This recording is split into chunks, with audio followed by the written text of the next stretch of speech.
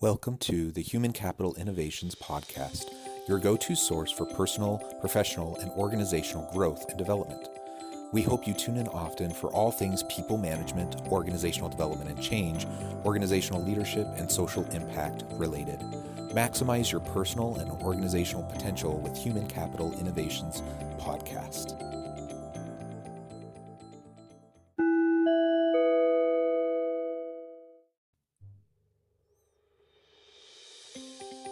Welcome to the Human Capital Innovations Podcast. In this HCI podcast episode, I talk with Michaela Lindinger about building Agile leadership capacities and capabilities to drive successful change management initiatives.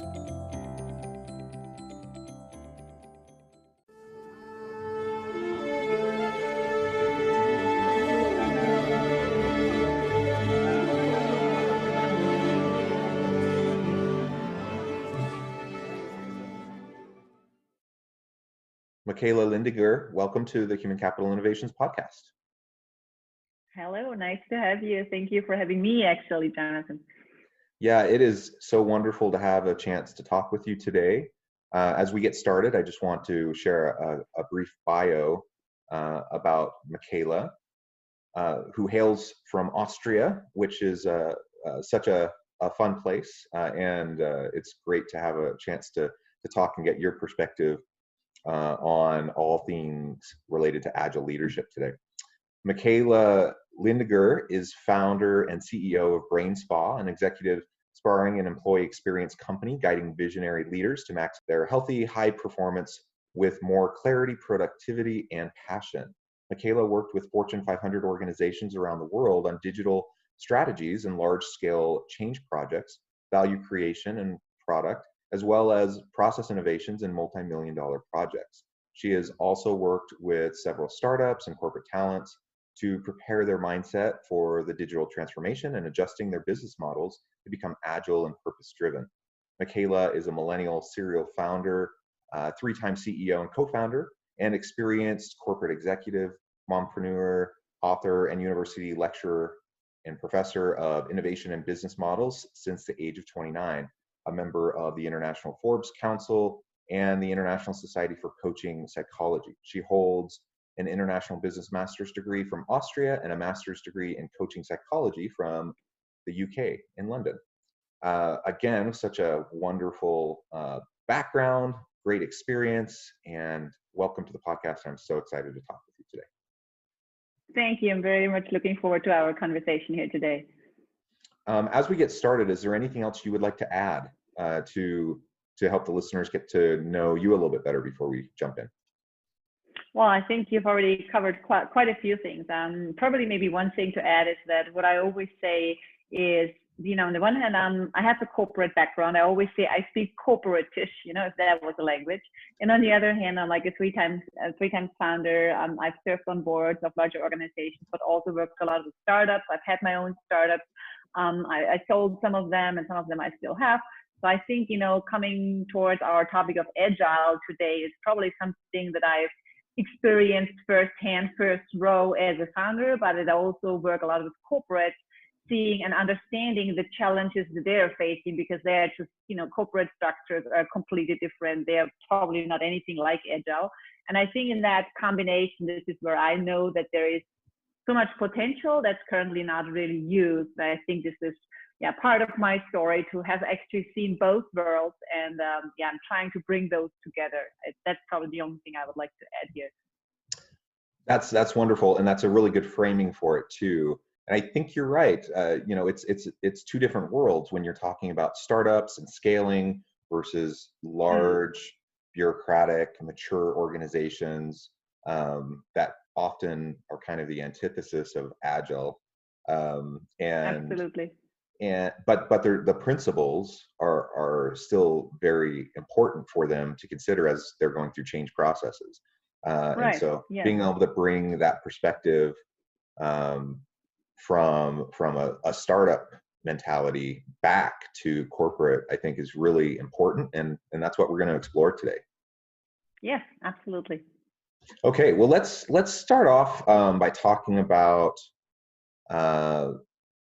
decision makers and organizations of any type, they face many challenges. Of course, right now we're in the middle of a global pandemic, so that's an extra challenge added upon already existing complexities and hyper-competitive international markets and everything that organizational leaders have already always had to grapple with.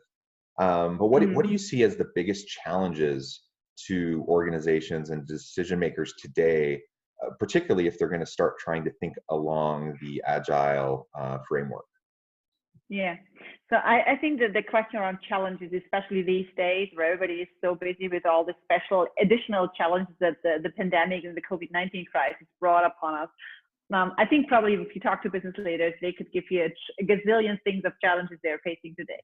But what I'd like to do is really to kind of like, put that pandemic specialty challenge thing aside for a second, because I think that's kind of like covered a lot of stuff, but this is not what, Agile topics have been even there before the pandemic, and they've not really been taken care of well enough. So, just to frame that here, I'd love to leave out this crisis thing for a second, just for a couple minutes here and really look at the regular type of business as we used to have it.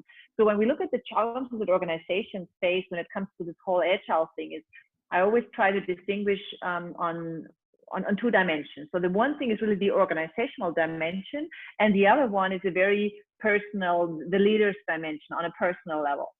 And I'd like to cover the organizational dimension first. So when you look at the organization, and obviously you could probably list 50 things here, but what I always see with clients I work with organizations I see, especially with corporates, what I always see they struggle most with are basically 3-4 things. So the first one is really that they face a challenge when it comes to their business model. And with the business model, I'm not talking about, that, we don't know what we produce and what's our USP. That's not the challenge they face. The challenge they face is really to say, what actually is our business model? I mean, they understand what their products are, right? But what's the model behind, if you look at it from a business model canvas perspective, to really have those dimensions crystal clear, available in all heads, is something that I see many, many corporates struggle with, and not just on the new entrance level. I'm talking to a lot of CEOs and board members, and don't get me wrong, but funny enough, even there, sometimes they have not the same view upon their business model, the as is, not even to talk about the to be. So I think one dimension from an organizational perspective is to really get clear, or are we clear on our business model today? And then on a second step, and that's actually a completely different story, to say, are we clear on our business model in the future? And if there is a gap or if there is adjustment needed, then what is, or how do we get there? So I think that business model dimension is one that I think is part of this whole Agile discussion, because this is where things get a bit, squeaky and where things get a bit stuck, right? The second dimension on orga level is, I think, really that, and I know we've had it over and over again, and whether it's HR people or finance people or CEOs, they can't hear it anymore, but it's really a talent dimension. So I think it's really that thing. I mean, I'm a millennial myself, and when I started to get, enter the works ecosystem, they said, we have a war for talent. We've had that for 10 years. I'm like, this is cool. If you're a talent and there is a war for you, well, you're lucky somebody wants to hire you. But I think that has not changed the last 15 years or 20 years almost. And I think it's getting tougher and tougher where, with these challenges, with these fast moving situations, basically. And the last thing is what I see as a big on an organizational level is that what had happened in the past is that organizations had to deal with complicated things. Things got more complicated, whether on the technology side or on how they approach market, from local to regional to global, and back to regional and to local again. So they had to face complicated things. And complicated, you can always solve that with more of, more money, more people, more production plants, more markets to serve, more countries. But what we see in that, call it digital transformation, digitally times ahead of us, is that we are facing complex. And complex, you cannot solve with more of. Complex, you need to solve with completely different perspectives and approaches.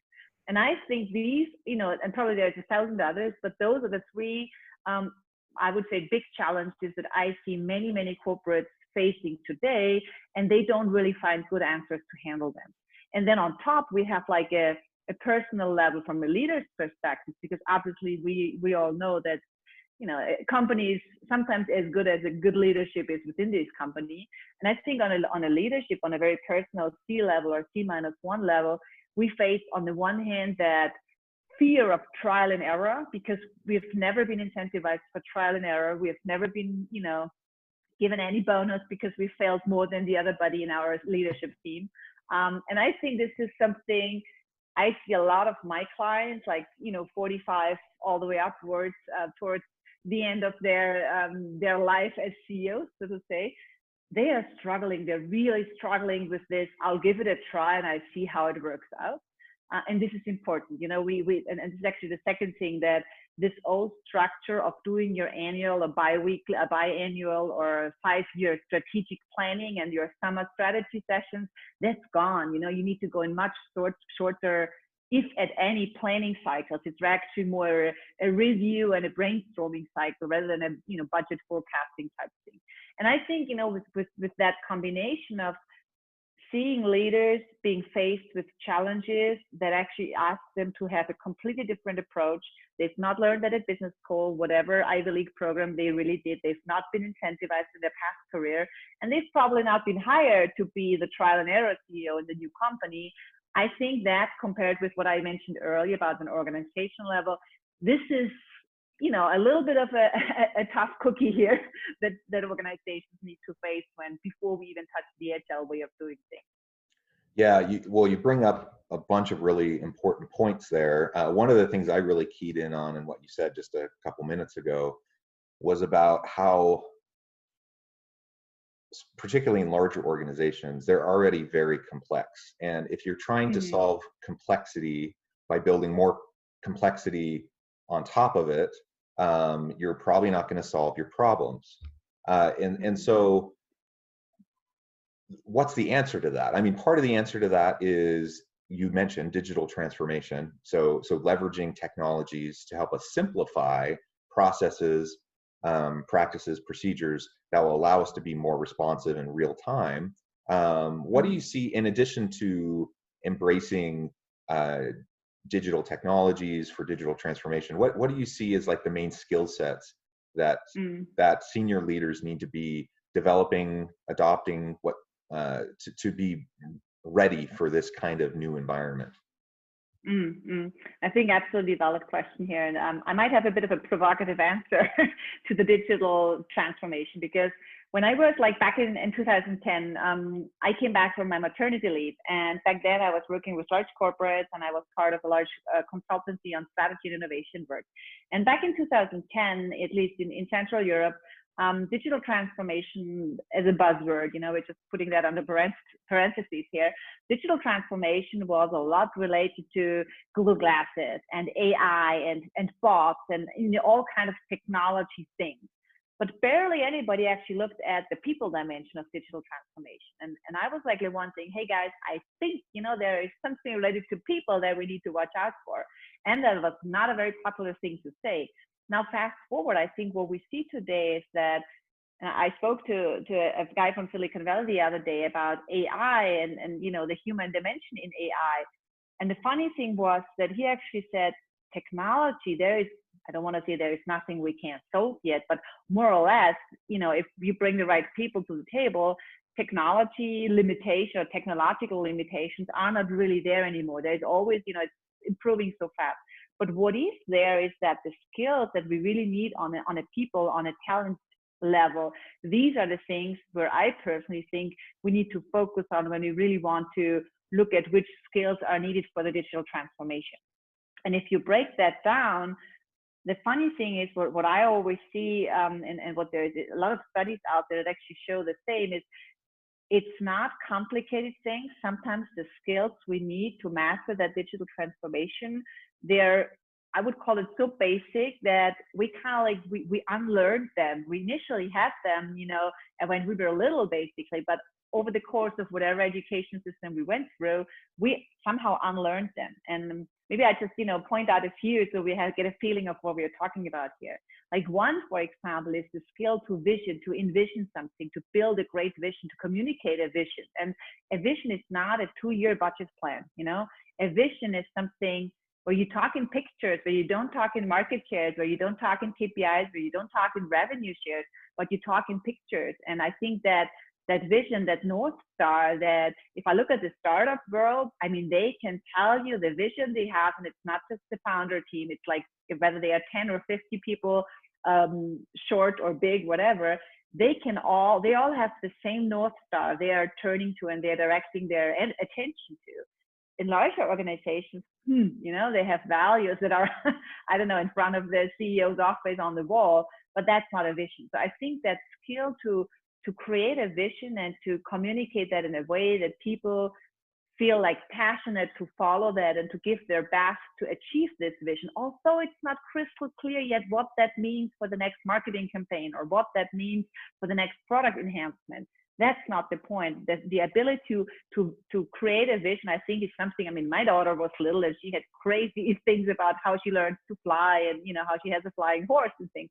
Well, you can't see that's never happening, but at least for her, it was a cool picture, right?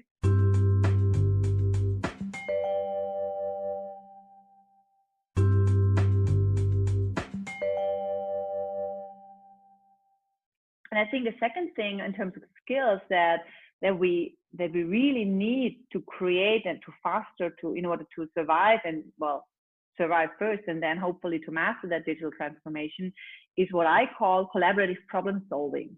And it sounds so simple, but this ability and all the way towards incentivizing people that it's not about them solving the problem individually, but about that human, almost an USP to co-create, to collectively solve things. I think that's also so natural. If you look at, back to kids, if you look at kindergarten groups, they're trying to build things together and they have ideas and they shape it and they discuss and they argue. And then you enter kind of like the school and the later on education, university, and you're never incentivized for collaborating at an exam with anybody, right? But then you enter the workforce and all of a sudden it's like, oh, can you guys do a creative workshop and just, bounce ideas? So what I'm trying to say here is I think things are initially human that are actually, they were here when we were little. We kind of like got them, I don't know if that's a proper English term, untrained, so to say, over the course of our top level education. And I think personally, if we want to master that digital transformation, we want to master that complexity, this is where we need to go back to and incentivize people and also retrain them on how to collaborate and how to actually work together more than just say, hey, we are a project team, I do this and you do that, and I don't know, Susan does the third part. That's not collaboration, right? And I think the last but not least is really that what I mentioned earlier and with business model thinking, I think, probably add a bit of a spin to being in a very agile situation. Not to say a large corporate is so large and so complex, as you said earlier, you cannot try in this fast-paced, fast-moving future to structure it and to control it and to maneuver it in a way that you've done it in the industrial age, right? So you have to go back to really understand the vision, have people collaborating, hope their relationship with them is built on trust, and then really let them go and do their thing in a smaller unit that you cannot kind of like control with all, I don't know, communication levels and KPI levels and P&L levels, but you really have to probably look at it from a more, not from a centralized, but more from a decentralized perspective. And I think when you look at it from a business model perspective, it's crystal clear. You could have some part of the organization work on that part of the business model or on this specific business model, and others just work on a different approach. And I think those are, for me, skills that are on an individual level, but again, also on an organizational level. I think this is a real challenge here, that you cannot just do the organization and leave out the individual and vice versa. You really have to do both in parallel. I think this is where a lot of organizations are struggling with, actually. Yeah, well, I completely agree. That's great. And we have to remember the technologies, when we talk about digital transformation, I think you hit the nail on the head, that these are tools to enhance the work that people do. But you still need creative, innovative, collaborative people behind the scenes to implement the technology, right? And exactly. And too often I've seen organizations, I've seen leaders feel like, oh, we're just going to implement this new technological system, to address our problem, and that's going to fix everything. Well, that's so silly. It's naive. It's simply It is. not. It's simply not going to work that way. Not only are you going to come up with a bunch of resistance from internal stakeholders and employees as you go through that tech system shift, and that's a whole different challenge, that we could talk about that you have to address. But yeah. But you have to remember that it's the people that will be driving the technology. The technology doesn't run itself. It doesn't fix itself. It doesn't debug. It doesn't debug itself. It doesn't come up. The technology doesn't come up with its new innovations itself. It's the people behind it that does all of that.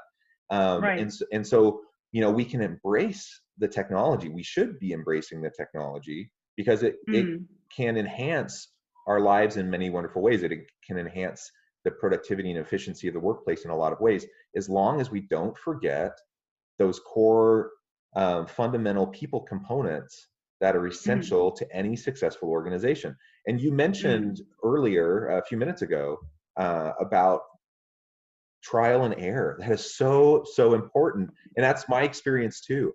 Most places I've worked with, they not only don't incentivize any sort of trial and error, they actively punish it.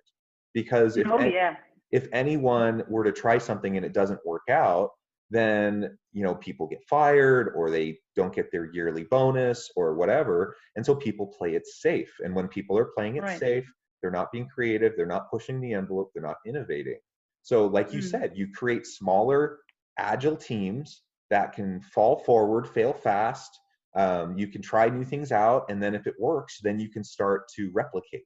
And if it doesn't work, then you learn from it, and then you move on. And that learning is, sorry for interrupting you, but that learning is about as worthy as if it went all the way through the roof, right?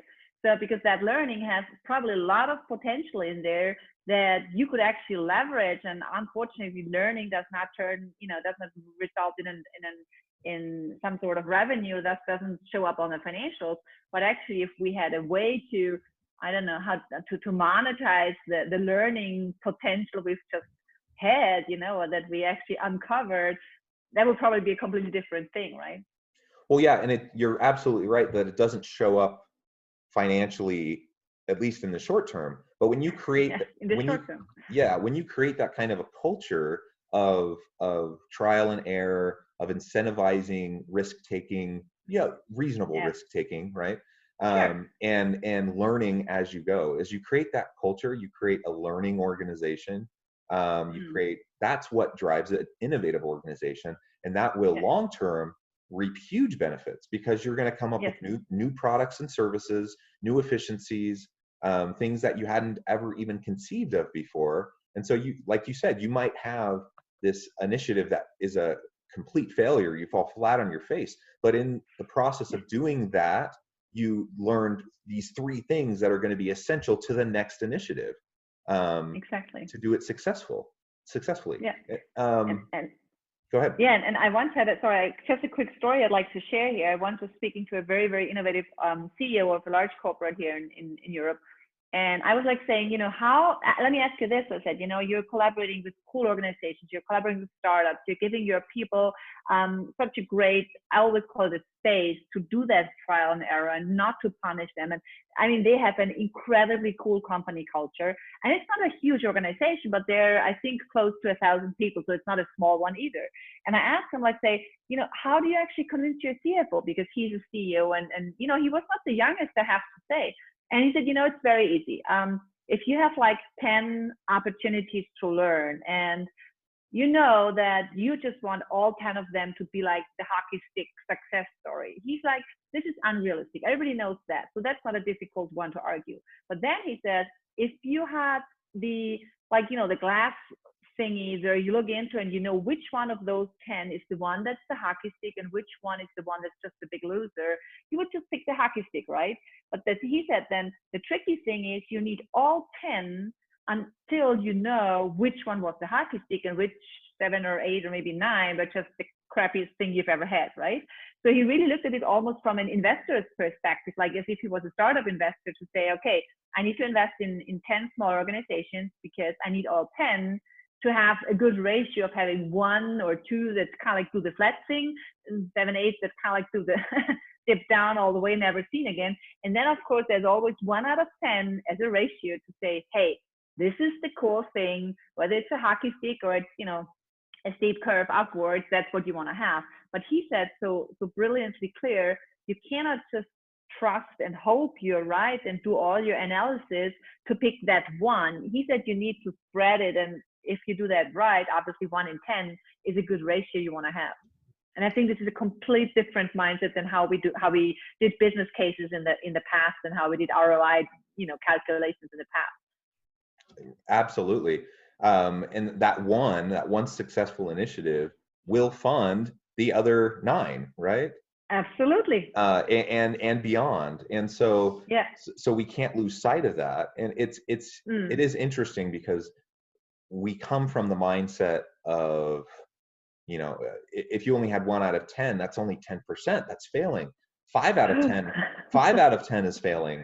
Yeah. And so there's kind of this expectation that you'd have to get, 7 out of 10. That's a C. Yeah, I was about to say that's on university level. That's not about failing, but that's not about succeeding either, right? Exactly. But I start to think of it like in terms of baseball. Major League Baseball, a really great hitter hits only about 30% of the time. The rest of the time they get out. But you know what? They're still amazing. And it's because it's just so difficult. Same thing in innovation. Like there's going to be misses. Right. There's going to be misses and Absolutely. things. You throw spaghetti against the wall and some stuff doesn't stick. And that's okay. And it's not necessarily because it's even a bad idea or because maybe the technology's not there yet, or maybe it's a transformational idea, but the market isn't there yet. Exactly. And so it's something that can be revisited. And so, so I think as long as we keep that mindset, then we can really leverage the potential of our people. Absolutely. Yeah. Michaela, we're about out of time. It's been a true pleasure talking with you today. Before we finish up, how, and I should say too, we haven't had nearly enough time because this has been a really interesting conversation, and I know you have a lot more to share. So perhaps we can do this again sometime soon. Sure, happy to do so. Before we leave today, though, can you share with the listeners a little bit more about like where they can find more about you, learn more about your business and the work that you do? Sure. So the one thing is learn more about the business and what I do. I think the easiest thing is to reach out to me on LinkedIn and to connect. And obviously there is a bit of an idea of what I've done in the past. I'm also happy to see you visit my company page. It's braininspa.com. The brain, like, the part of your body that does all the high performance, in like IN, and spa, like the nice area in the hotel where we go for recreation and for the healthy part, right? And I think what also I'd like to cover here is maybe just one last point. As I mentioned earlier, it's about, digital transformation, and that Agile thing is the one thing on the organizational and one thing on the individual level. And what I do is with a lot of leaders, and what I've recently launched is what I call the Be Me, the core 4. It's your body, your emotion, your mind, and your executive career, that you need to work on them simultaneously, and don't need to work on them by reading books, but really, go for a sparring partner and have that human interaction also when you are trying to build those, initial human skills. I think this is probably something that I focus a lot, and there's lots of information out there. You can find it on my website, or you just reach out to me on LinkedIn. I'm very much looking forward to any questions that might come up after you've listened to our conversation here. Wonderful. Well, thank you again, Michaela. Excellent. It has been fascinating discussion. I look forward to having the chance to talk with you again soon. Enjoy the beautiful Absolutely. Austrian summer. I will, and all the best to you, Jonathan. Yes, have a great weekend. Thank you. Thank you so much. Bye-bye. Bye-bye.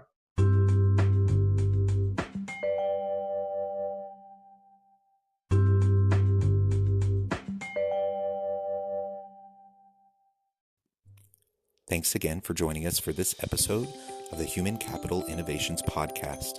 I hope you stay healthy and safe, and that you have a great week.